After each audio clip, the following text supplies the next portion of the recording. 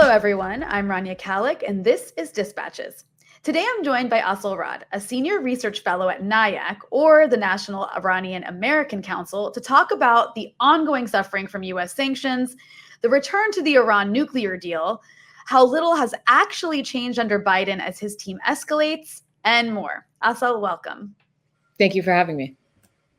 So let's start by talking about Biden's policy towards Iran, because, for me, when it comes to foreign policy, it seems like there's very little most of the time that differentiates Republicans and Democrats. But with the Iran nuclear deal, it was one of those things where it seemed to really draw a clear distinction between the two parties. The Obama administration worked so hard to get this deal to happen, only for Trump to then come along and rip it up. So I was of the belief, and you probably were too, that Biden would come to office and would go back to the deal. And I thought he'd do it much more quickly. In fact, this is one of the reasons I felt it was so important for Trump to lose. But so far, his administration, has been dragging their feet. So let's start there. What's different so far under Biden? Because as far as I see, there's no sanctions relief, and the policy seems to kind of be in this sort of autopilot. Oh, no, I think you explained it perfectly. Certainly the expectation of people who supported Biden, not necessarily because they were thrilled at the options that were available, but for the fact that clearly there was a lot more concern of another Trump presidency.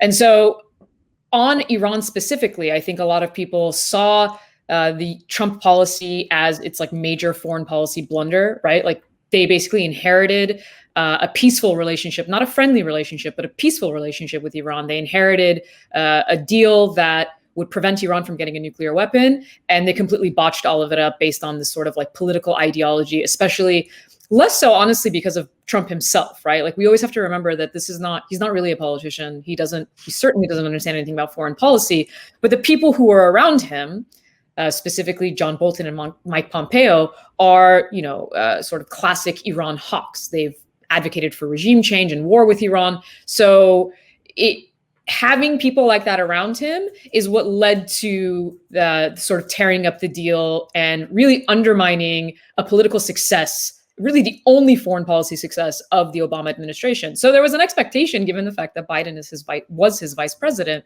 that there would be a quick return. Not only because of that, though, to be clear, it's because of what Biden said when he was a candidate. It's because of Biden's own words, right? If you look back at Biden's criticisms of Trump in 2017, before the U.S. withdrew from the deal, in 2018 when Trump withdrew from the deal, you had strong condemnations coming from Biden. He specifically said that the deal was never meant to be a catch-all, that it was supposed to prevent Iran from getting a nuclear weapon. He confirmed the fact that it actually was very successful in doing precisely that. He said that this move would isolate the United States and not Iran. And all of those things were true and continue to be true. So, the idea that there was this sort of slow move to do anything on Iran was very surprising, I think, for a lot of people who really put their necks on the line to support him, to think that, okay, this is going to be, at the very least on this file, this is going to be different. And for all intents and purposes, it's not. The policy that has been implemented thus far is not really very different. There's an argument that's made that, at least, they're negotiating now. But remember that Trump wanted to negotiate as well. It's not that Trump didn't want to negotiate with Iran. It's that, especially after the assassination of Soleimani, Iran saw it as an impossibility to sit down and try to negotiate with someone who had just, assassinated their highest general.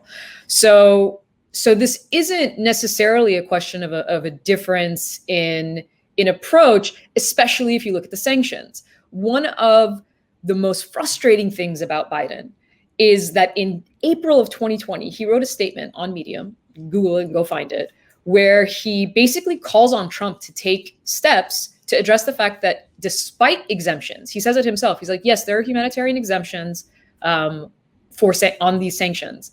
But in reality, it is preventing Iran from getting essential goods and medicines in a pandemic. And yet 6 months into his presidency, those sanctions remain in place. And Iran is potentially facing its fifth wave of COVID, especially with this new Delta variant that's also spreading. So the pandemic is not over. For Iran, it's certainly not over. They're just starting to vaccinate people. It's going to be a long process before they do so. And US sanctions are preventing essential goods in a pandemic. And that is happening under President Biden now. So do you think the US government really wants to deal with Iran? And what I mean by that is, sometimes it seems like the US doesn't want to actually solve problems, but it only wants to manage them. Or in this case, I think, use them to gain strategic advantage. So it doesn't necessarily de-escalate conflicts when it has the opportunity to. Do you think that's what the Biden administration is doing? Are they using what Trump did to try to gain a strategic advantage over Iran? So there's a few things about that. First of all, because we've heard this language, right? We've heard this language of political leverage. And political leverage, when you're starving people when you're starving people in general, is terrible. When you're starving people in a global pandemic, is maybe even a little bit worse. So that's not, when we talk about leverage, the problem with that language is it's inconsistent with our other language, right? So at some point, when we are the United States and we are talking about policy, we have to decide what our actual objective is. If we're going to use phrases like human rights and rules-based orders and all of these really, wonderful concepts that I wholeheartedly agree with, and in fact fit under the paradigm of anti-imperialism more than anything else. But if we're not actually going to implement any of those things, then there's an inconsistency. And so the problem with this policy is that it's inconsistent with that rhetoric. That is not political leverage. Starving innocent people is not supposed to be political leverage. In fact, we say that the intended goal of sanctions is not to target ordinary Iranians or ordinary people, right? It's meant to target the government. Of course, it does the exact opposite in practice. Nothing has happened to the government whatsoever. It's very much has its hold on power, whereas Iranian people have suffered immensely under sanctions. I mean, you have millions of people who have been middle-class Iranians who have been forced into poverty because of sanctions. Not to mention, the people who have died as a consequence of not having access. When we talk about the pandemic, even before the pandemic, Iran had problems with certain specialized medicines. It produces 97% of its own medicine, but it lacks certain specialized medicines. So for instance, cancer patients suffer. And when you don't have cancer medicine, you die. It's not like there's an alternative. So there's that aspect of it. Just talking about this kind of language of political leverage. But then in reality, when you look at the Biden administration, it just seems like they've fallen into this classic US foreign policy mode. And I've always made the point that central to that is sort of the vilification of Iran. Vilifying Iran has just been central to US foreign policy for decades.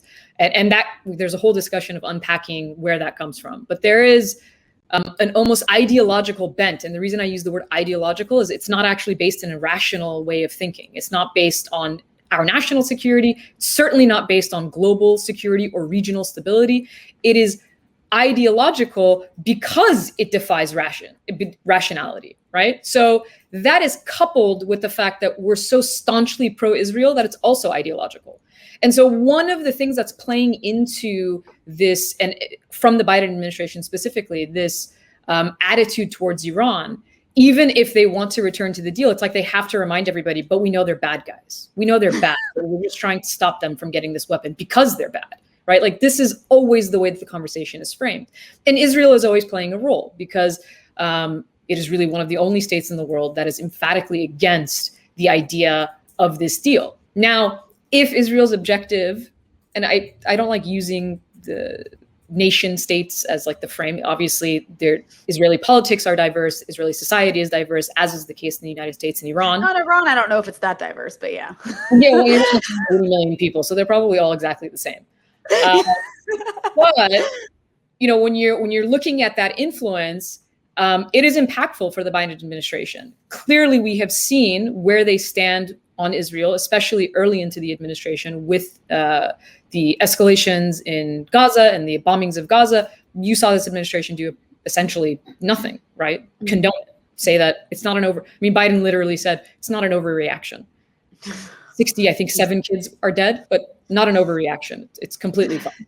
So if that's the mentality that's going to go into it, it's this classic paradigm. Whereas Obama slightly shifted out of it. And I don't want to make it seem, he also create, I think, the largest arms or military aid package to Israel actually occurred under the Obama administration. So it's certainly not some kind of, it wasn't like some revolutionary force that changed US foreign policy, but tweaked it slightly on this sort of central frame. It's almost as if he gave that in order to be able to have detente with Iran, because this benefits the United States and essentially everybody else. But to me, that's where the Biden administration lands. It's just this, we have to prove that we're pro-Israel, and we have to prove that Iran is bad. And that's what's guiding this policy. I remember, in fact, they're so obsessed with what the Israelis think. When Biden was running, or when Biden was picking people for his cabinet, he had chosen Antony Blinken, and the Israelis were pissed because Antony Blinken, even though he's a super hawk, he also played a huge role in helping negotiate the Iran nuclear deal. So like Antony Blinken, who's so pro-Israel, is like not pro-Israel enough for the Israelis. So it's almost like the Biden people are constantly trying to prove themselves. Like, no, we're super pro-Israel, and we'll show you. It's like, it's kind of worse than Obama in a way. But I want to go back to the issue of sanctions, because I think it's hard for people to comprehend the damage that sanctions do, because it's like such a cold word. Mm-hmm. So can you explain to our listeners and viewers what sanctions on Iran mean in practice? You alluded to it with like the cancer medications, but lay it out. Like, how has it impacted the life of an average Iranian? And what's the actual purpose of these sanctions? Because you mentioned what they say, right? It's supposed to hurt the government. But actually, the purpose is kind of to collectively punish the population. Right. So can you elaborate on that? Yeah, I mean, the idea of the collective punishment, some of the groups who supported maximum pressure and continue to support sanctions on Iran, they don't allude to it. They have said outright, we're trying to create pressure domestically for Iranian people to somehow rise up against the government, right? Like this is an intended consequence of it. It's not a secondary consequence. The hope for some who support this kind of blanket sanction on the entirety of the Iranian financial sector and what constitutes collective punishment of ordinary Iranians, do so because they want Iranians to hurt. They want them to be hurting so that they rise up and do something, and the government sort of collapses from the inside. Of course, the problem with that being that you're betting on the suffering of people, and it's actually counterintuitive, right? A real sort of political movement, which has always existed in Iran, and it predates obviously the revolution, and the consequence of it was the revolution, and it continues. Like, Iranian people have been, if you go back to the early 20th century and the constitutional revolution, Iranian people have been resisting the powers that be, whether they're internal or external, in order to sort of exercise their own agency, to have to seek political freedoms, to seek better economic conditions, and all of these things. So they've been doing this for a very long time. But it's much more conducive when you're not worried about starving, when you're not worried about feeding your family, when you're not worried about your inability to go outside because there's a pandemic. When even if you look at Iran in the last several years, right? So you saw a little bit of how that pressure created the conditions for like the protests that you saw in November. Well, those protests, all the protest movements that we saw anywhere in the world were basically crushed, especially with the pandemic. Nobody could go outside anymore. You can't do it under certain conditions. So when you're crushing a population, you're not actually helping them to seek their own liberation. You're making it more impossible for them to do so. So it's, like I said, it's counterintuitive. The actual impact that sanctions have on Iranian society is exactly that. I mean, it's devastated across the board. The people that I speak to, and I speak to people in Iran daily, I have extended family that still resides in Iran. I used to visit the country almost every year. And the psychology of it, right? The fact that people are so disaffected, so apathetic, just genuinely depressed because there is so little hope of their ability to change their own situation. And this isn't just because of their domestic pressures, which are certainly a factor, but also external pressures, right? The reality of the fact that even when Iranian people came out in droves to vote in 2013 and 2017, elected a government that wanted detente with the United States, and they abided by the deal, still the US pulled out of the deal and collectively punished them with sanctions. So you get this sort of, there's nothing that we can do to fix our situation. What you do. Yeah. Like if it's either in here or out there, it's like everybody wants to screw us, and it's because they're in the middle of this sort of political gaming of these different powers. You have increased unemployment. I mean, hyperinflation. Like people talk about, you don't know the next day if you'll be able to afford the same thing you bought today. Food. We're not talking about, I mean, people talk about like the prices of cars and electronics and things like that, but we are talking about basic food. You know, I have anecdotes of people, these are solid middle class in Iran, who tell me, and they always say like, we're the really, really lucky ones. And they'll say, you know, there'll be like a sort of dish, like a classic Iranian dish that's made with red meat. And they're like, we can't do that anymore. We buy chicken. And that's almost a silly anecdote because it's like, okay, well, there's no, I mean, could you imagine if you took that away from Americans? Oh my God, they would lose their minds. If you were like, you can't have red meat anymore, Americans would lose their minds. Imagine what happens if you're poor.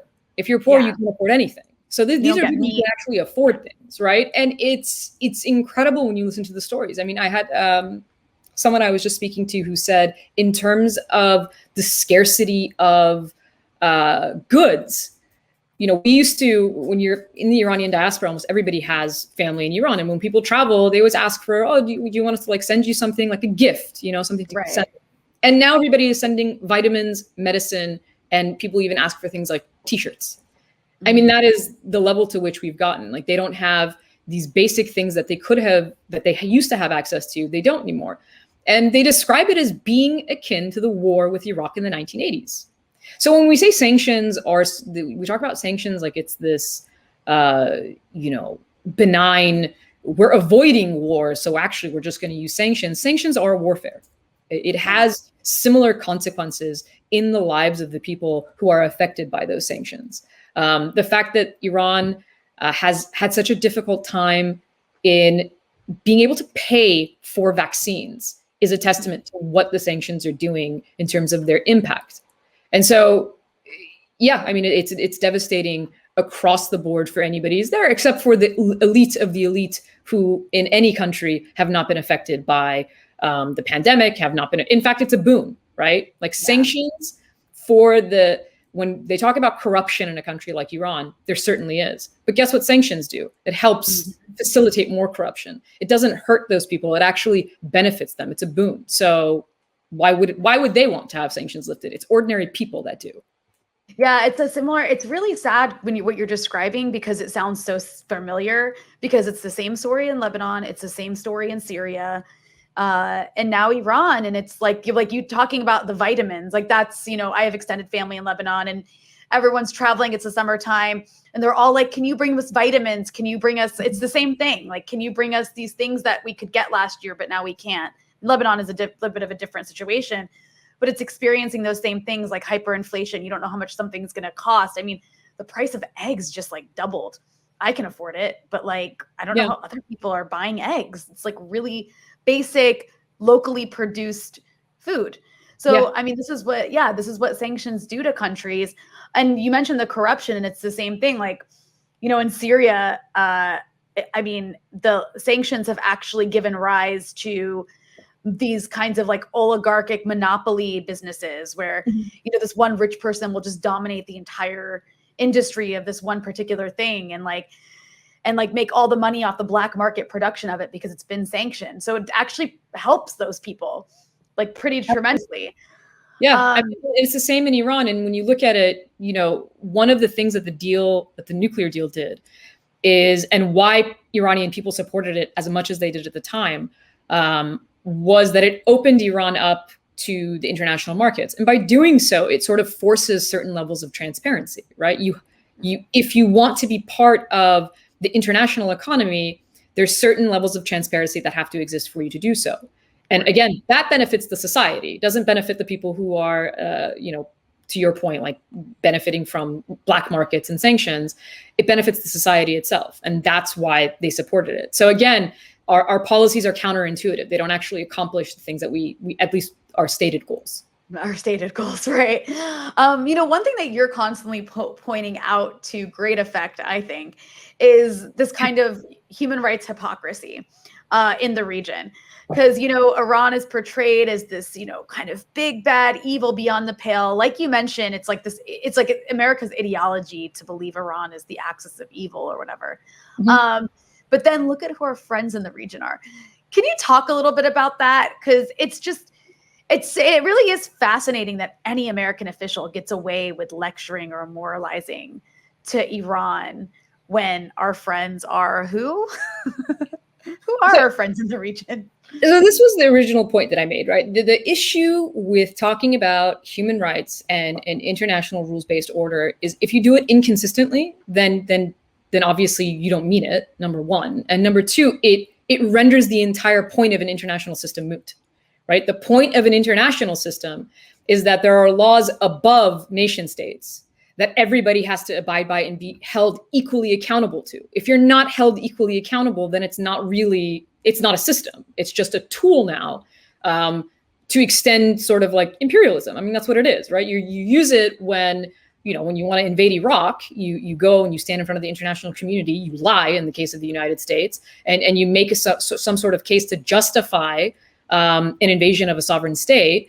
And when that same entity wants to hold Israel accountable for its crimes, you veto it over and over and over and over again.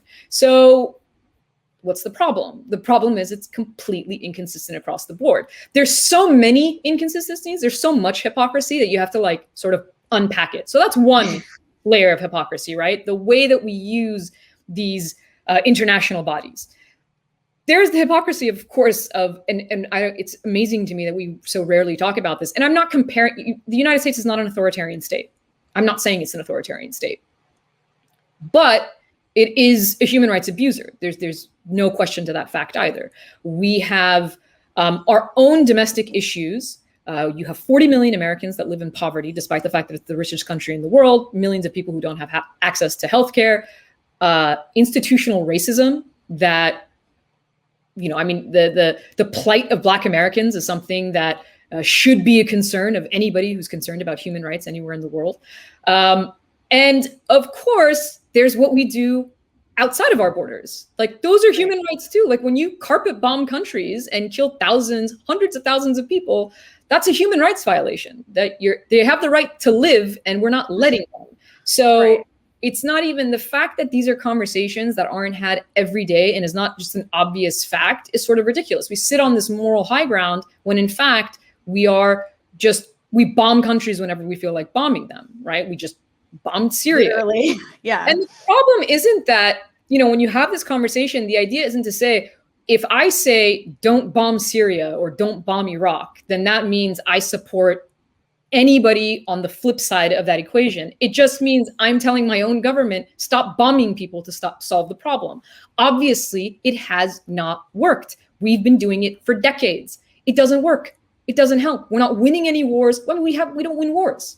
You could go back to Vietnam. We're not winning by just bombing and killing people. Apparently, that's not the only way to have a solution. That's why we created an international system that we don't properly use. So the hypocrisy has that. And then, of course, there's the people we support. So Iran is not a democracy. Absolutely. Of course, it's not a democracy. Is Saudi Arabia a democracy? No. Actually, Iran, you could say Iran is actually more democratic than our allies. Like they have elections, they have local elections in Iran that they certainly don't have in Saudi Arabia. Absolutely, right? So Iran has a democratic apparatus. That's the way I always describe it. It has a civil society. It has people who engage in the process. Now that process is overlaid with an authoritarian power. And so obviously it's not a democratic state, but it certainly has in the spectrum of democracy, right? Democracy is not, you either have it or you don't. I mean, we just celebrated 250 years of American independence. The first 100 or so. I mean, arguably more than that. We didn't have the right to vote until 1920, right? So were we a democratic society from the beginning? We claim we were. So we were not really, I mean, we still have cases of gerrymandering, voter suppression, all of these things that undermine our democratic process. So it's a spectrum. There's no question to that. Now, we're much further along on that spectrum, but we still have a way to go. But within that spectrum, yes, Iran is further along than, say, a state like Saudi Arabia. And yet we have no problem with not just having relations with Saudi Arabia, but very, tight relationships with Saudi Arabia. Right now there will be all sorts of talk about Ebrahim Raisi, who's the new president of Iran, who is a human rights abuser. Absolutely. He's a human rights abuser, as is bin Salman. But guess what? Bin Salman doesn't get sanctioned by the US because even though he shot the journalist, who is an American person, right? Yeah. And that we made it. The Biden administration actually specifically made the choice not to sanction bin Salman because it doesn't make sense for our political objectives. So again, when you pick and choose, when you decide that Israel, being an apartheid state that whose actions constitute not only apartheid, but crimes against humanity, according to Human Rights Watch, according to B'Tselem, it's Israel's own, one of its own most significant human rights organizations, when you're ignoring basically the entire international community, then again, it's not about human rights. It's not about international orders. That's not what you're actually talking about. But they're great ways of making a case. It's a great way of saying they're the bad guys, they're the good guys, and this is how we're going to sort of paint the world as if it's this simple. But yeah, the hypocrisy is multi-layered, and it goes on, and it's incredibly frustrating because the thing is, it's not representative of American people. And so it's ironic that we're a democracy because American people do not want adventurism in the Middle East. They don't want continuous wars. They have come to this place where and this isn't the entirety of the society again, but it's the majority of the society. And so our government's actions do not reflect the wants of its own people. And that should be what we're more. Get more anti-democratic than that, actually. Yeah. And on that note, I mean, another extremely irritating thing that you also do a really good job, bringing light to is the way that the media covers this issue. I mean, even during Donald Trump, I was always surprised to see how everything Trump did was awful and wrong when you read most of the media, except suddenly when it comes to Iran, it's like everything he does is somehow justified. Can you talk a little bit about how media coverage is by default biased against Iran? Because even under Donald Trump, the very anti-Trump media, everything Trump did is like wrong and awful, except whenever it was about Iran, the blame would still get placed on Iran. So I guess maybe can you unpack the media coverage a little bit and how they get the timeline so wrong? Because even with the nuclear deal, like it's always that, they never say the US violated it, just that the nuclear deal's over. And they kind of like will find weird words to blame it on Iran. Even in the current, like with the current escalation, like whenever the US, like when they bombed Soleimani, suddenly Soleimani in the media became this evil figure, even though it was something that Trump did that was very stupid. He became this like evil figure when 2 years earlier they were praising him for fighting ISIS. So can you talk a little bit about, I guess, unpack the media bias about Iran and what you think is behind that? Well, a system that is an empire, essentially, that is as powerful as the United States doesn't operate just with a government, right? Like it has to be supported. And this is historically the case for any colonial entity, right? And for anyone who has ever studied colonialism, the fact that the United States is an empire is just plainly true. There's no confusion or question about it. Does anyone deny? Do people still deny that? Like, is that still? Well, I mean, the U.S. It's not as if our own government like talks about us as a foreign empire, right? Because if in fact we admit that we're an empire, then we've just completely trashed the entire point of international rules. That system was based on the idea of ending empires, and we continue to be one. So. And I mean, that's just the truth. And that's why the international system doesn't work, right? It doesn't work because, in fact, we have not ended empire. I hate the phrase in academia when they say post-colonialism. There is no post-colonialism. We still exist in colonialism. And the reason I bring up academia as well, and that's my own background, is because that's another pillar that in as much as, you look at academia and you think like, oh, here are all these like liberal voices and they're anti-establishment and they're this. No, oftentimes there are pillars within that institution still that facilitate this rhetoric. And it comes from the media and it comes from all of these institutions to really create, that's what creates this bubble of believing, that's why we're so propagandized. Like we don't understand something as simple as why do we have 800 military bases around the world? No other country would we be like, oh, that makes sense that they have. If Iran had 800 military bases around the world, we would. Oh my God, it's an empire, right? So, but we somehow the way that we use language is not unintentional, right? And it's not terribly subtle. I mean, I remember there was one article, I think it was in Politico, like the Post said something like, oh, the US sends fighter jets over the Persian Gulf in a defensive move. Mm-hmm. And that word, defensive, it's not subtle. It's very clearly trying to say, we're not the aggressor in this situation. We're defending ourselves in the Persian Gulf. Also covered a story for, I think, a couple of weeks, honestly, of Iranian ships like crossing the Atlantic. So somehow Iranian ships crossing, now Iran's military is like a joke compared to the United States, as is every military in the world. Yeah. But somehow Iran's ship crossing into our hemisphere is a threat to the United States. But US military ships in the Persian Gulf nuclear armed, like they're like nuclear armed ships. It's fine. My favorite, the US Coast Guard in the Persian Gulf. It sounds absurd. So that's what you have to do. You actually have to sit and think about how absurd it is that this is how we talk about it. I mean, the idea that we call it, the Secretary of Defense, the Department of Defense, the defense budget. What are we defending ourselves from? We are offensively going into other countries. This is not a defensive maneuver. These are offensive maneuvers. I mean, in sort of in any basic sporting situation, we would understand this. For some reason, in the context of our military prowess, we think everything is defensive. We're defending ourselves with 800 bases around the world. It is absurd, and we would never, ever think about it in the other direction. But this is how the media covers it. Do you have any idea how many times I've seen articles that refer to Iran's nuclear weapons program? It's insane. They don't have a nuclear weapons program.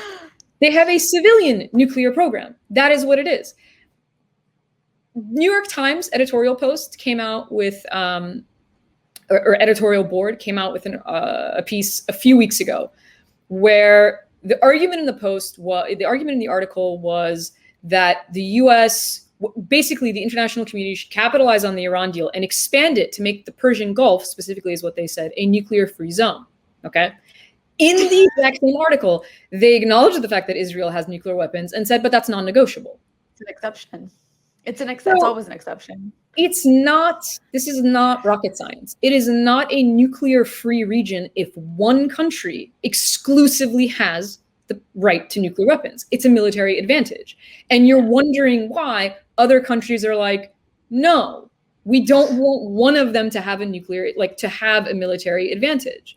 So, and again, so what happens when you want to explain why it's okay that Israel has nuclear weapons? Remember earlier I said there's this coupling of Israel and Iran. They're always somehow tied to each other because Israel's boogeyman is Iran. And this has been something that's really been cultivated by Netanyahu, but of course Bennett will continue this trend. It's not going to go away.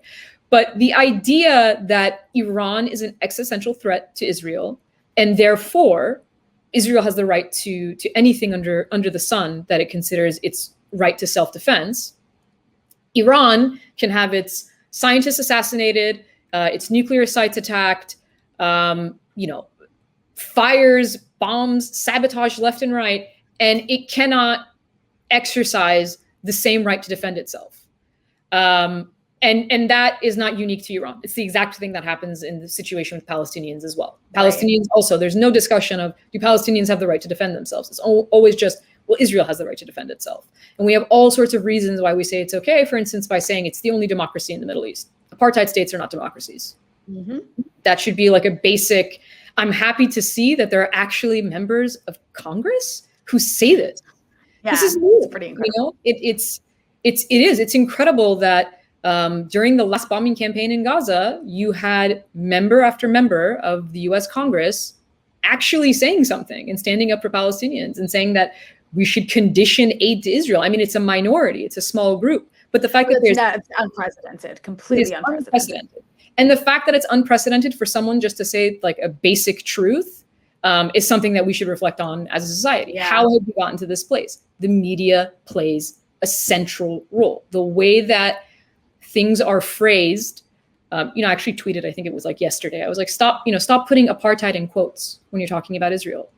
It's not an accusation. It's a fact. You would never talk about, when you talk about Jim Crow in the United States, it wasn't an accusation. It was simply a fact. Slavery was a fact. Apartheid in South Africa was a fact. This is also a fact that is basically indisputable across the board. The only two states that reject it are the United States and Israel. So we're talking with the media. The other thing that plays a pretty dominant role in shaping the narrative is think tanks. And I guess NIAC is like a think tank, right? It's an advocacy group, think tank, lobbying group, maybe a mix of those things. It's sort of a mix of, there's a hybridity to it, but really, I mean, at its core, NIAC is a grassroots advocacy group. It advocates for the Iranian American community. I mean, our membership is very grassroots. Everything we do is based on, whether it's fundraising or how we approach members of Congress, it's all with this grassroots constituency.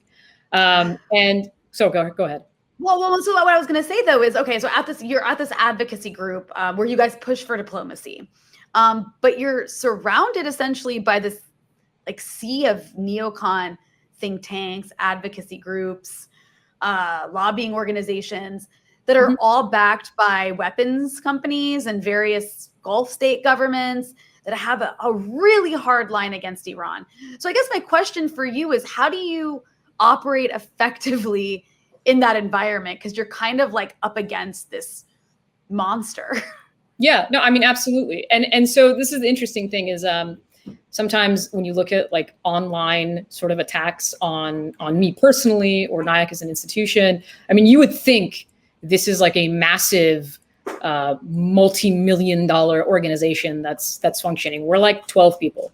So it's not, it's like a group of young Americans, mostly Iranian Americans, who, we're all under 40, and all we're advocating for is what the majority of Americans want. And so the interesting thing to me, and I always make this argument, is that's why we're effective. We're not effective because we have tons of money or interests that are supporting us. We're effective because we're just asking for our government to carry out the policies that the majority of the country wants. And so it's not that hard to make that case, right? Like if I'm saying, hey, let's not go to war with Iran, let's resolve the nuclear issue because, Iran is not, for me personally and for every American, Iran is not the only concern when it comes to nuclear proliferation. Everyone should be a concern. So Iran, the case of the Iran deal should have just been a model that we built off of to get to the place where we actually do have a nuclear-free Middle East zone, and to expand that to other areas of the world.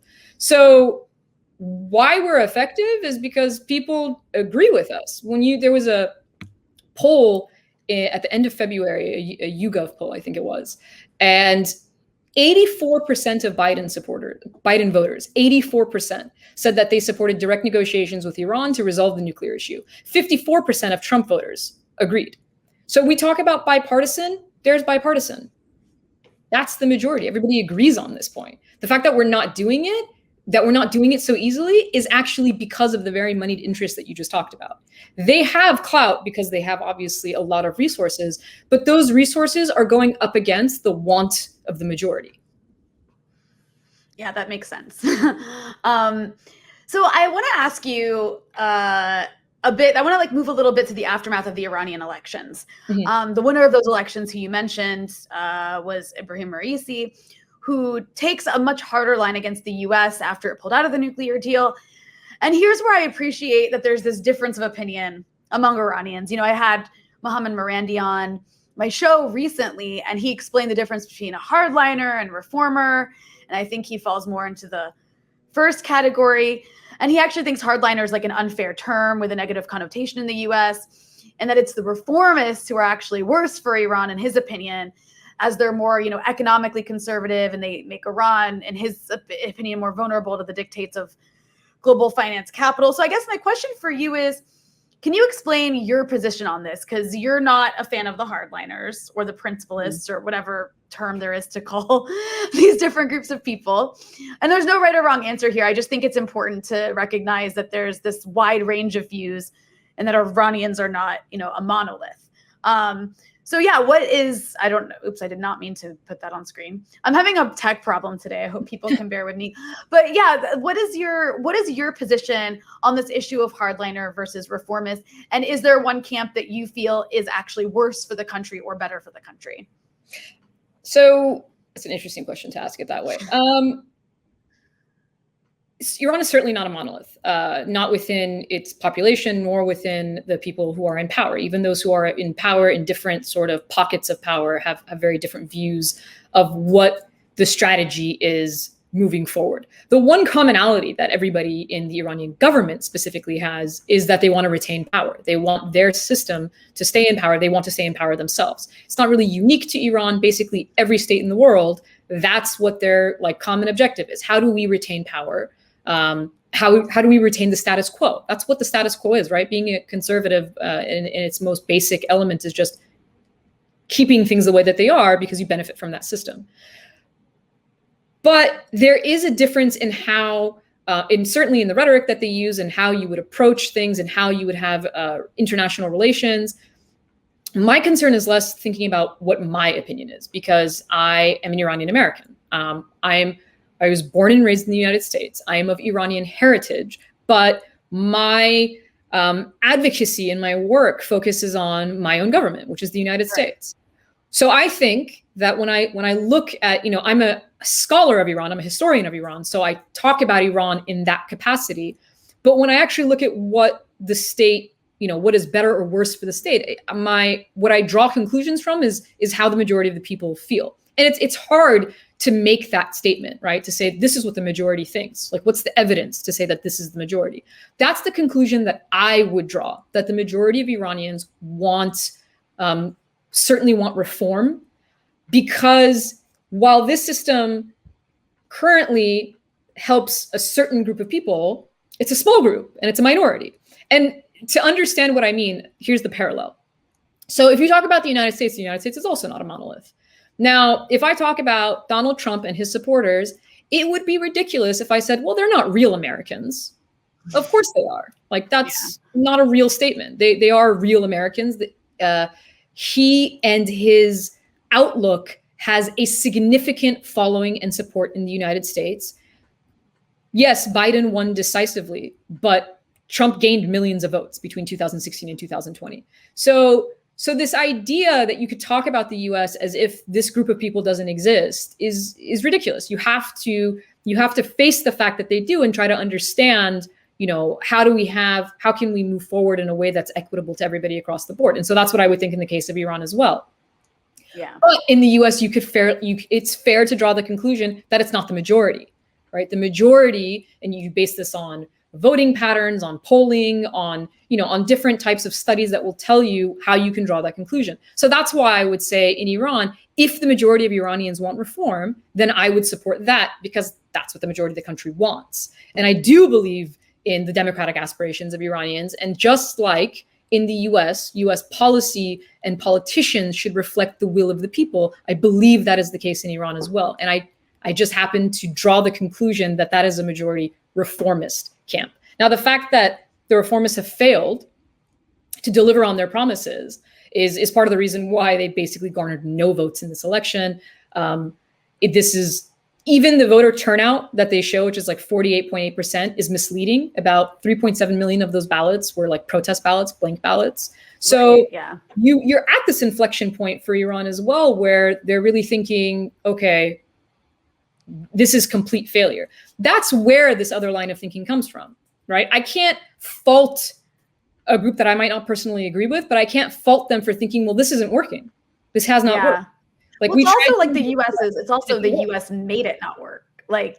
U.S. policy made it impossible for that's the part that we always leave out, yeah. right? That's the part that we leave out. Well, now when we talk about, for years under maximum pressure, people like myself and like-minded people were saying, commentators, analysts, experts were saying, hey, this is going to help the elements in the country, the group in the country that doesn't want to engage with us. That's who this is going to help. And that's exactly what happened. So it's ironic to see people who supported maximum pressure now use Raisi as this sort of like, see, this is why you shouldn't negotiate with them. Look at their president. It's like, well, that's what we told you what would happen. So our role is not talked about. It's as if it doesn't exist. It's as if it has no effect on it. Whereas if you were to go back, and I mean, I can't, there's nothing, we can't predict what would happen or create an alternative history. But this is not the first time this has happened with the US and Iran either. And that's, I think, one of the frustrations that people don't really understand. For instance, you mentioned axis of evil, and I have to bring this up because you said it. When the first reformist president that Iran elected was in 1997, it was Mohammad Khatami. One of the first things Khatami did was come to the US, go on CNN, and basically talk about like American civilization and how there's great respect for American civilization. He talked about this idea of dialogue of civilizations. I mean, he talked about ways that the US and Iran could cooperate. This is before 9/11. He talked about the Taliban in Afghanistan, because obviously it borders Iran. It was a serious issue for Iran. And so there was all of these attempts at olive branches and cooperation. After 9/11, Khatami condemned the attacks. Iranians held vigils for the victims of 9/11. And in Bush's speech just a few months later, he puts Iran as an axis of evil. Yeah. And that shocked Iranians. They were genuinely shocked to have been placed in this category. And that was a rejection. Again, it was a rejection of an overture from the Iranian side. And from which side was that? It was the group, which again, I claim to be the majority, that want engagement with the West, that want their country simply to be more open, that want sanctions lifted, that, want to have the same opportunities that people have everywhere else in the world, not to constantly be collectively punished because the United States has decided that suddenly human rights, it matters only in this one state, and in ensuring human rights, we'll make sure to abuse them much further by decimating an entire population of innocent people. There's a lot of counterintuitive stuff going on. For her, I mean, yeah, that was free. That was insane how Iran got, I mean, Iraq too, all these countries that had nothing to do with 9/11 got lumped in, but especially with Iran. But, for many in the region, Iran has played a positive role, like helping the resistance regain occupied land in Lebanon. That was a really big deal for people in South Lebanon, helping to protect the Syrian and Iraqi states and prevent state collapse due to the Islamist insurgents in both of those countries was a very, very big deal for stability in the region. Other people, helping the Houthis and Palestinians defend themselves. That's how, in the eyes of many in this region, Iran is seen. Not everybody, but of many. Mm-hmm. So how do you assess its role might be or might change after deals reach the US? And I guess the reason I ask that is because it seems like more and more the Biden administration and the Trump administration before it, but the Biden administration has continued to do this. And this goes back to the issue we were talking about of strategic leverage, has been trying to kind of add conditions onto going back to a deal. And one of the conditions that they try, that some people lobby for, and this includes some Democrats as well, is pushing for not just that Iran has to decrease its nuclear output, but also it needs to stop supporting A, B, and C in the region. So, I mean, you made the point, and it's absolutely true. There's a lot of people in the region that support Iran's actions and see it as actually helping them. There's also the opposite, right? They see Iran, there are Iraqis who see Iran as an occupier, right? And the reason I bring that up is because I want to be fair in the way that this is discussed. When I say Iraq is a sovereign country and Iraqis should exercise that sovereignty, that doesn't mean that Iran should be able to have a military force if it is not what the Iraqi people want, but the US should, right? Yeah. Or the US shouldn't, right? It's not that one. It is up to that population of people. That's the entire notion of sovereignty. Yeah. Just that's usually the way it gets discussed. I'm glad you mentioned that, because that's usually the way it gets discussed in the US. If Iran is talked about for its role in Iraq, it's always Iran is violating Iraqi sovereignty, but never mentioning that the US has 2,000 soldiers there, that Iraq has. Never mentioning that Iran, but no, even worse than that, never mentioning that Iran is in Iraq because of the US invasion of Iraq. Right. Right. right? That's true. Again, it's always left out of the conversation. Iran did not invade Iraq. The United States invaded Iraq. Yeah. And Iran is, I mean, the United States invaded Iraq and calls it defensive. It's on the other side of the world. Iraq and Iran are bordering countries. So when you have militant groups rise up who want to kill Shiites, and Iran is a Shiite country, it's not, I mean, just imagine it in reverse, right? Let's say, I don't know, Iran invaded Canada, and all of a sudden on our border, there is militants who want to kill us. Well, yeah, you might expect us to do something. So like all of that is always left out of it. Again, that's not to say, you know, the argument isn't that Iran is some benign power that's just there to spread flowers and love in the region. No, it's a power that is looking to sustain its own, the government wants to sustain its own grip on power, and of course to sustain its own borders. But that's also the natural reaction of being constantly on the defensive. So in order to address it, again, to your original question, it's not about saying, you know, is Iran's behavior good or bad in the region? Again, it goes back to the fact that our policies are creating a context in which you have these defensive reactions. I mean, if you look at Iran right now, if you look at the fact that in the media, when it's talked about Iran violating the nuclear deal, or everyone's so scared that Iran is now pursuing a nuclear weapon or what they're doing with their nuclear program, it is a consequence of the US leaving the deal. Iran agreed to having, you know, to enriching uranium at 3.67%. That's what Iran agreed to under the deal. So if we're not in the deal right now, again, it's not Iran's fault. It's the US. So we're not taking into consideration how we create these situations. And it really goes back actually to that international order. So if conflicts are to be resolved and we don't want to sort of like pick a side because it's typically arbitrary, then you need an international body that is above these nation states that are all only vying for their own national interest. And you need something that's actually working for global security. That's the point of anti-imperialism. That's the point of sovereignty. That's the point of an international order. But as long as we undermine it completely, we'll continuously be in these quagmires, because what we're not trying to resolve a problem. We're not trying to create peace, right? We're trying to make sure that we have an advantage and that Israel has an advantage. And as long as we're doing that, we have no space to criticize other countries who are trying to do the exact same thing, right? And there's, of course, the irony too, like all of US policy since the invasion of Iraq has actually ultimately ended up creating what the US didn't want, which is, I mean, what they were always like fear mongering about, which they would say, oh, like we have to overthrow Iraq and put in place a pro-US government so we don't have this, what they call a Shia crescent, which is like a really offensive term. But ultimately, what the US did in Iraq was create an Iranian-friendly government, where now you have Americans like Kenneth Pollock talking about how we need to regime change Iraq again because the government isn't sufficiently pro-America enough and it's too close to Iran, but such as the insanity of American foreign policy. But, you know, I wanted to ask you about something that you kind of mentioned earlier, but I'd like to go into it a little bit more. And it's the issue of trolls. You know, the Iranian oppositionists in exile, whatever you want to call them, you know, there's the MEK ideologues, there's the monarchists, and these groups are, you know, as extreme, if not more, than people like Mike Pompeo in some cases.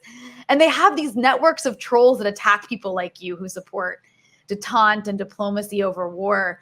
They're really, I mean, they're basically kind of like weaponized immigrants, as Yasha Levine would call them. But what is it like to deal with those people who I know constantly attack you? And what is it they want and why? Well, in a word, it's frustrating. It's frustrating because, you know, actually I wrote a piece on the diaspora to discuss the fact that why is it that we can't have a discussion? And the argument that I laid out is because we're not having the same conversation, right?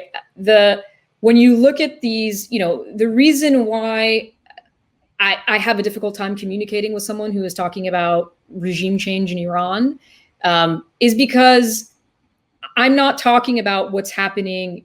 How do I explain it? I'm not talking about what's happening in Iran because that's up to Iranian people. And while I am of Iranian heritage, I am an American. So where I actually have the power and really the right to have a say in what happens is in the country in which I work, I pay taxes in, I vote in. This is where I have that capacity. And so in the conversation, my argument is I'm trying to make sure that our policies are not only a reflection of what the majority of Americans want, but because my personal opinion is that we should avoid wars and that we shouldn't hurt people and that we shouldn't do these things, those are the things that I advocate for.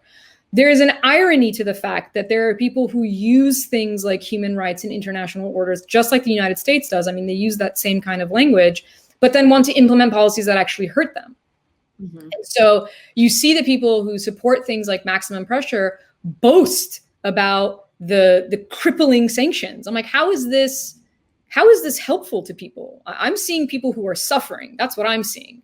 But they see that suffering as, a means to an end. So it's really frustrating because oftentimes the arguments that they lay out are disingenuous. I mean, if you want to just say outright that, look, I don't like this system in this other country the way that it is, you don't get to use the US military though. We're not supposed to be, at least, a for-hire military. Like, you don't get to use American tax dollars when American people don't want to do this. You don't get to use American soldiers like they're not human beings as well that should just go and risk their lives because you have a political agenda. Doesn't even make sense when you think about it. Like, what average American would think, yeah, well, these guys want to do this, so I guess we should. That's not how democracy works. And the irony is they always talk about democracy.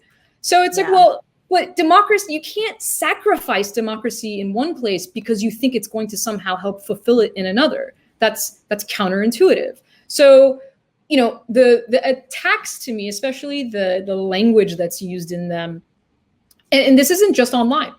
There was videos during the Iranian election a few weeks ago. The Iranian government, I believe, sets up like posts in hotels and different places where there is large populations of Iranians who are dual citizens and can still technically vote in the Iranian elections. And you saw video after video of people being physically attacked for participating in that. I don't even know what to do with the level of irony that it takes to attack people voting because you're saying you're holding democracy. The whole point of an actual democracy, and that's what I mean when I bring up Trump voters, I don't agree with them, but I can't physically attack them. That undermines the entire concept of having a democracy, right? There's within an actual democratic system, you have to accept the fact that there are people who don't agree with you. They just fundamentally don't agree with you. And grappling with that is really the exercise of democracy and diplomacy, right? Like, diplomacy is not about the people that you get along with really well and you're very aligned and you agree on everything. Diplomacy is the people you don't get along with. It's how do we resolve an issue without conflict? Well, I'm not going to have a conflict with my friend. I'm going to have a conflict with this other person I don't agree with. So how do I resolve it in a peaceful fashion? That's literally why we created internationalism, right? Like, that was the whole point. So these attacks to me, again, sort of fall into the same category of what you see from this like US idea of imperialism. And it is really the flip side of exactly what authoritarians in Iran do. Like, you're threatening me physically to intimidate me into silence. That's certainly not conducive to a democratic process. Right. And so I think that's ultimately where the frustration lies, and in the fact that there isn't really, they sort of ignore indigenous feelings in Iran, right? Here's another irony I'll point out for you. These are the same people who will say there's no difference between a hardliner and a reformer. There's no such thing. They're all exactly the same. Oh, is that what they say? Absolutely. If we say, hey, well, it's good to support, for instance, an administration that wants to engage with the West, they want to reform the country. There's no difference. They're all exactly the same. Okay. Those same people now are freaking out about Ebrahim Raisi. Well, I thought they were all. Why are you freaking out if they're all the same? I mean, I'm not happy about it, but I was never happy about it. And I expressed the fact that this is where it would lead. You said there was no difference between any of them. So, and you stop people, not all of them, but some of them stop people from voting. Exactly. So it's just, it's unfortunate, and I wish that being part of this diaspora, the funniest thing is when said I'm not like, I don't represent, I'm like, I've never claimed to represent the Iranian people. Why would I claim such a thing? Nor does our organization claim to. We're an Iranian American organization. And the frustrating part is when I'm like told that my own identity is apparently invalid. So I'm like, I grew up, I'm in Southern California. I grew up in the most populous area of the Iranian diaspora in the world. There are some of us who don't agree with you. We're also Iranians. We're also of Iranian heritage, and we are equally of that heritage. So, but there's this absolutism in the way that these ideas are approached. And if you don't agree with what we're saying, and if it's not this just absolute, if you don't believe in regime, it's either you believe in regime change or you're with them. Like, I feel like there's more that is possible. It's a very authoritarian mindset, in fact, and I can totally relate to it in terms of like the issue of Syria, Lebanon. It's like you're either with us or against us, and it's like, wait, I just don't want the country to be destroyed and people to die. Absolutely, and it's an opinion that is shared by many people. And most people, again, I would say, exactly. So again, it comes back to arguably most people share this opinion. So why is that being shut down? You could imagine like what kind of Iran these people want to create if they're the ones in charge, if they can't even have a dialogue with people outside of the country. I mean, there's unfortunately, there's a lot of just really egregious racism that comes from these like rhetoric from some within these groups, this sort of hyper nationalism tied to Iran that's really concerning. It's like, well, they talk about sometimes they talk about like Muslims as being somehow foreign to the country. 90% of the country is Muslim. So it's that's pretty nuts. It's really a genuinely incredible thing to watch and to see how it is framed. So to me, I always say, I'm like, I don't engage in any of this kind of stuff online. I don't attack anyone because to me, I'm like, well, I'm just going to present my opinions, right? Yeah. In a democracy, there's like a market of ideas and people can pick what they think makes sense to them. And I'm just putting out my ideas. I don't need to attack another person. But if you spend more time attacking other people than you do presenting an actual argument, I think that speaks a lot to the lack of argument you have. Right. And I just have a couple more. I know you've given me a lot of your time. I just have a couple more questions for you. And one thing I did want to ask you is, you mentioned you spent a lot of time, summers in Iran. So I'm curious, like, what shaped your politics around this issue and your politics on foreign policy more generally? Was it being able to visit there and knowing what it's like, or is it just like a more international view of the world that you have? Like, what influenced your way of thinking on these issues? So actually, what influenced it, what shaped it, predates my starting to travel to Iran. Because I started to travel to Iran as an adult. But it was actually like right around the same time. Really what shaped my outlook, and this is not unique to me or like the generation that experienced this, was 9/11 and the experience of the war in Afghanistan, and then especially the invasion of Iraq. I was an undergrad when all of that happened. So you're at this like sort of peak, you're just learning and, the cliches of, going to like student protests and things like this. And I was in undergrad when all of these things were happening. My freshman year of undergrad was the second intifada, right? So these are the images, the ideas, the things that really, I started to actually read about things, being from an immigrant background, like being Iranian. And I feel like other people may have experienced this. You just assume you know this stuff. You're like, oh, well, my parents are from the region. I know. Like I speak rudimentary Persian and I celebrate some holiday that my parents introduced to me. So I kind of know what's going on there already. It's not until you travel there that you realize you don't know anything. And that's what I experienced. So it was learning things from a US perspective and sort of realizing the role that we play in the destruction of these societies and really not wanting that, right? Like really being adamantly against the invasion of Iraq and watching your government not care. Right? Like just watching the government not care about anything that we're saying, and then traveling to Iran and traveling to the Middle East. And when I went to Iran for the first time, I was like 20 something. And I think I was like 20 actually. And I had that exact experience. I was like, oh, I don't actually know that much about this country or its culture or its history or its people.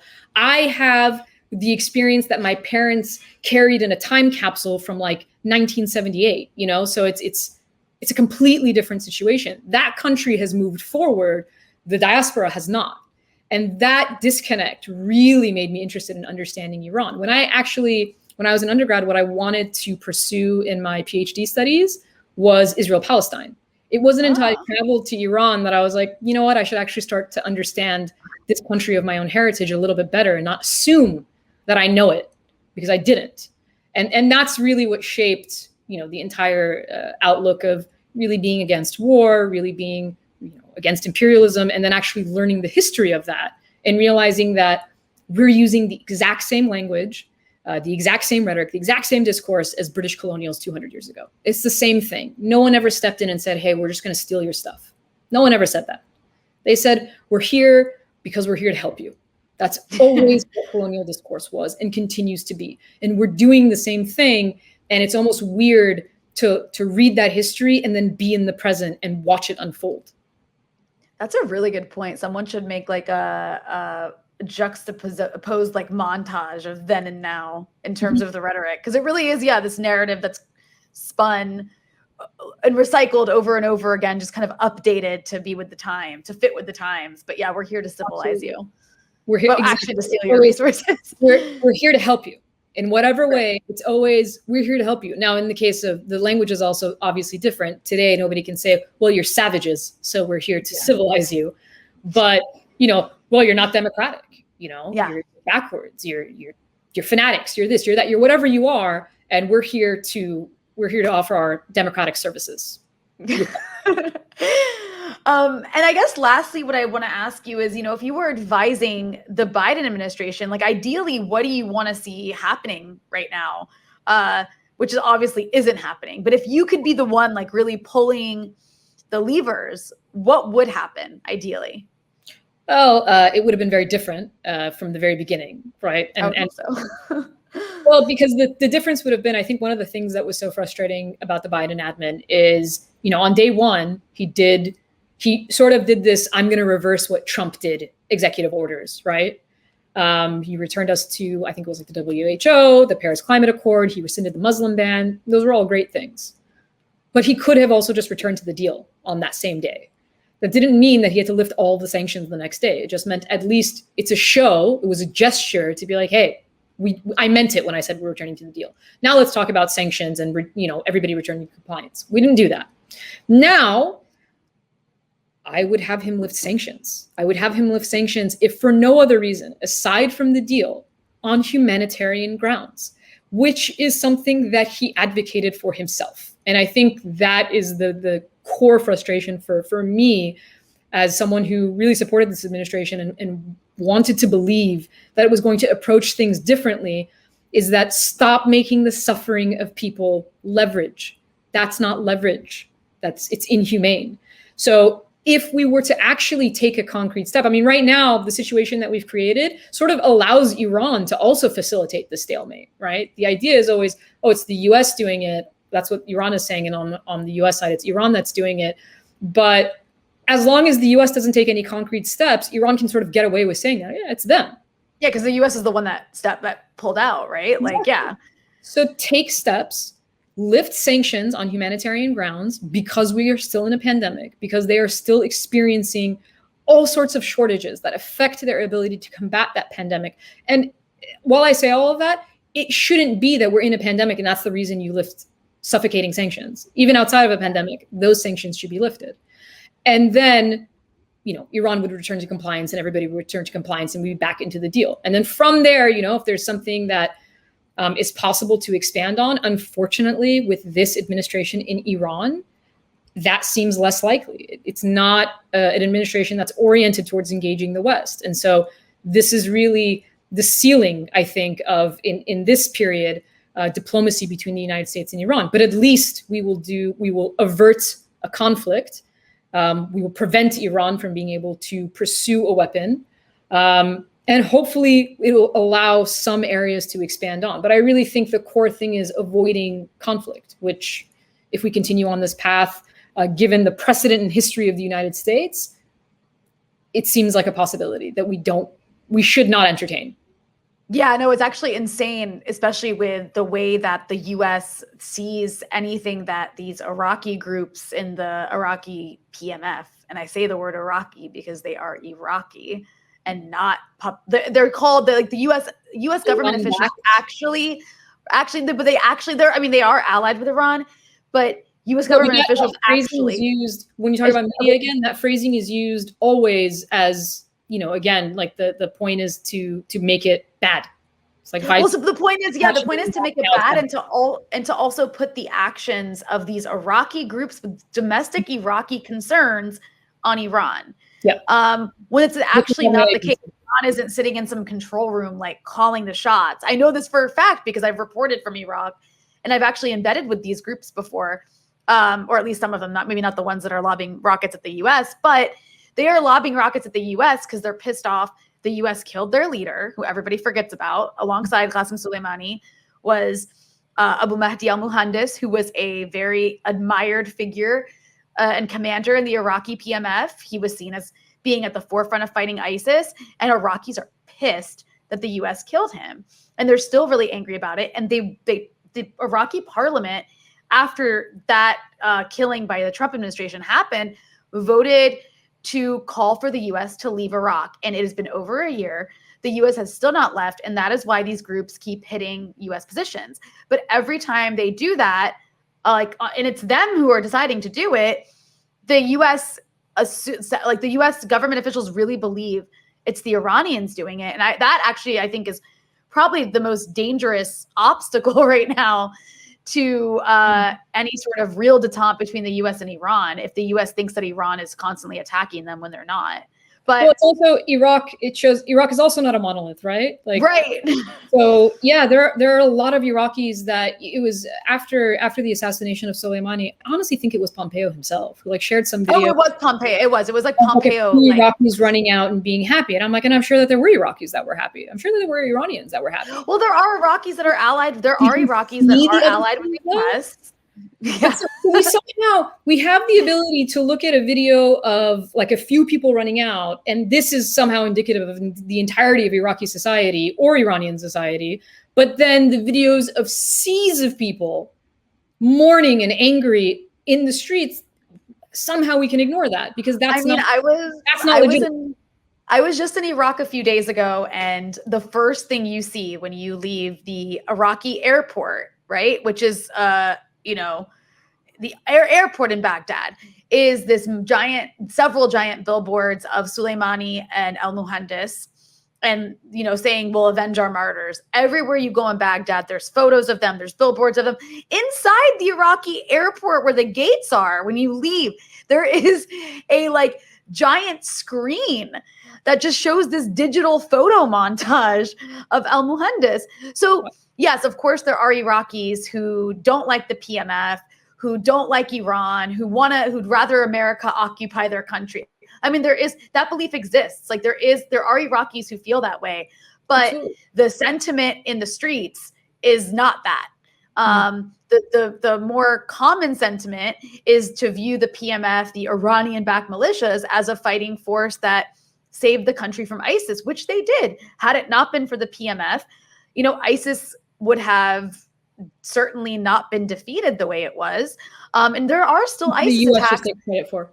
Right. The US takes credit for defeating this organization, but the people who died the most are Iraqis, are Syrian soldiers, who we're supposed to believe are all just completely evil. And Hezbollah too. I mean, you don't have to like these groups and organizations and countries, but let's be honest about who defeated who here. And that's who the US killed. And so I guess my point is to say that we are denying Iraqi agency, which is a word that Americans are so obsessed with, is agency. You're denying Iraqi agency when you assume that their distaste for American presence in their country and refusal to leave is because of Iran, as opposed to maybe they just don't want you in their country. And there are Iraqis who just don't want either of them, right? Right, there are, yes. And that's what I mean is there's these very complicated spectrums of the way that people in these countries actually think, right? That they have nuanced views of what they want. And it's almost, people think it's like an impossibility to think two things at the same time. It's like, no, I can think two things are bad at the same time because quite often They are, because like I said, they're acting in their own self-interest. That is typically what is happening. The only problem is we on the US side have created this image that our self-interest is the self-interest of mankind. That we are leading the world in some kind of utopic idea, and we can't even deal with poverty in our own country. So it's just, you have Americans in a pandemic who have lost their jobs, who are starting to get evicted, and billionaires who made over $1 trillion. Like we're not, and paid no taxes. We're just not leading the world in this kind of utopian concept. But that's how we present it. That when we do something, we do it because we are like the beacon of hope in the world. Whereas when somebody else does something, it's because they're bad. And so that's why this framing is so problematic. They're not real conversations. We're not having like a real discussion on facts or anything like that. But we just spend so much time on these surface sort of BS arguments where it's like, this isn't really even the conversation. It's how are we going to solve this problem? That's the conversation. It's not who's the person who's bad. It's like, look, none of that even matters. It's just, this is the problem, and now we need to solve it. And I will continue going back to this point because I think that it is the core, like essential point in it. As long as the United States, as the most powerful country in the world, as really the lone empire that exists, arguably the most powerful entity in human history, continues to undermine the only system that we have come up with yet, right? As human beings, we've only come up with one idea of how we can figure this out, and that's an international system. Maybe we'll come up with something better later. For now, that's all we have. But as long as we undermine that very system while we talk about leading it, we'll constantly be in these conflicts. And this is always how it will be framed. But the reality of it is we have to sort of like break free of this framing and go back to the origin. Well, how do we solve these conflicts? You do it when you're not carrying out your own national interest, but you're actually looking at, okay, how can we create regional stability? How can we create security in these places? And you only do that through some kind of balance and equity. And we fail to do that across the board. Thank you so much for joining me. I want you to tell everybody where they can find and follow your work. Thank you so much for having me. This was a great conversation. You can follow me on Twitter at ASSALRAD, at Assal Rad. And of course, you can visit NIAC's website, niacouncil.org, to see more about the work that we do. And I really appreciate the opportunity to talk to you today. It was great.